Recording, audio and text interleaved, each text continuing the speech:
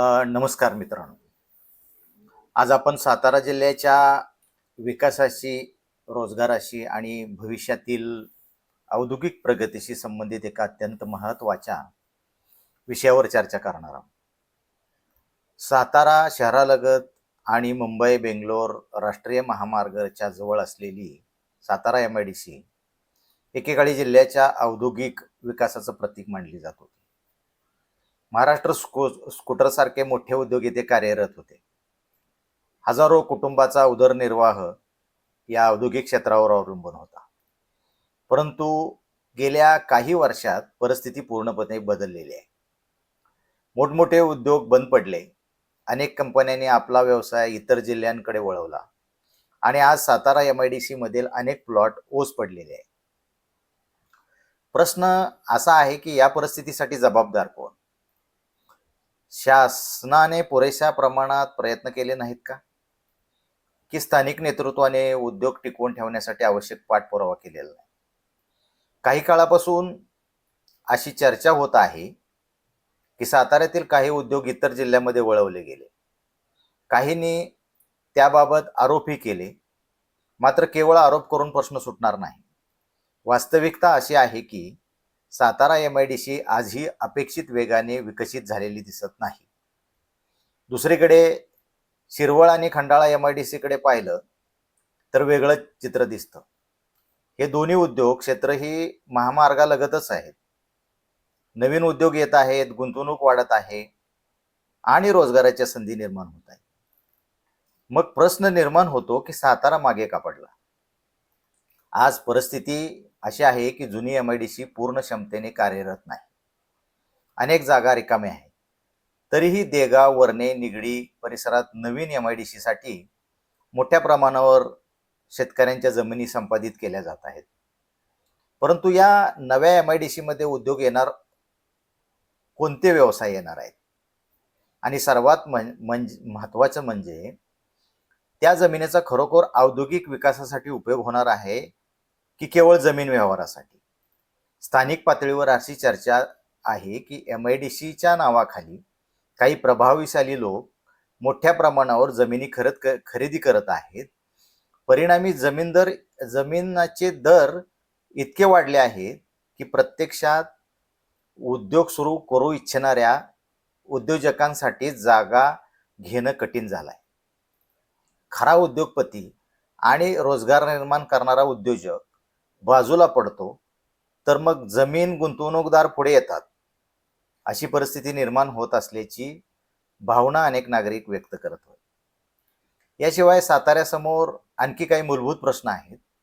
मोठ्या उद्योगांना आकर्षित करण्यासाठी आवश्यक असलेली पायाभूत सुविधा कितपत उपलब्ध आहे? साताऱ्यात विमानतळ नाही. मोठ्या प्रमाणावर माल वाहतुकीसाठी स्वतंत्र व्यवस्था नाही. उद्योगासाठी आवश्यक असलेल्या काही आधुनिक सुविधा अद्याप मर्यादित आहेत.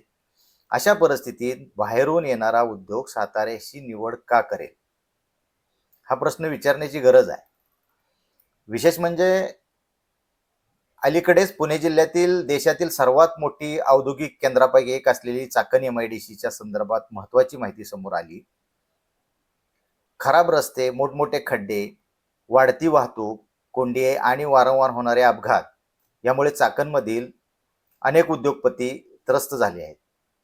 उत्पादन आणि वाहतुकीवर परिणाम होत असल्याने तब्बल 20 उद्योजकांनी चाकणमधून स्थलांतर करण्याची तयारी सुरू केल्याचे वृत्त समोर आलेले आहे. आणि विशेष बाब म्हणजे हे उद्योग सातारा जिल्ह्यातील खंडाळा MIDC कडे वळण्याचा विचार करत आहेत. खंडाळा MIDC आज उद्योगासाठी आकर्षणाचं केंद्र बनत आहे.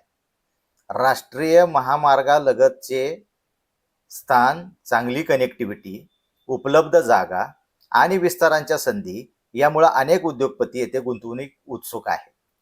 मग प्रश्न असा आहे की खंडाळा उद्योजकांना आकर्षित करू शकतो, तर सातारा MIDC का नाही? साताऱ्याकडे भौगोलिक स्थानाची कमतरता नाही. महामार्गाची सुविधा आहे, शैक्षणिक संस्था आहे, कुशल मनुष्यबळ उपलब्ध आहे. मग समस्या नेमकी कुठं आहे? नियोजनात, राजकीय इच्छाशक्तीत की उद्योग धोरणाच्या अंमलबजावणीत? प्रत्येक निवडणुकीत MIDC रोजगार आणि उद्योगाचा मुद्दा पुढे येतो. आश्वासने दिली जातात, नवीन प्रकल्पाची घोषणा होते, परंतु निवडणुका संपल्यानंतर हा विषय पुन्हा मागे पडतो. दरम्यान साताऱ्यातील तरुण रोजगारांसाठी पुणे, मुंबई आणि इतर शहराकडे स्थलांतर करत करत राहतात. आज गरज आहे ती आरोप प्रत्यारोपापेक्षा वास्तववादी चर्चेची. जुनी MIDC पुनर्जीवित करण्यासाठी काय करता येईल? बंद उद्योग पुन्हा सुरू होऊ शकतात का? नवीन उद्योगासाठी कोणत्या सुविधा निर्माण कराव्या लागतील?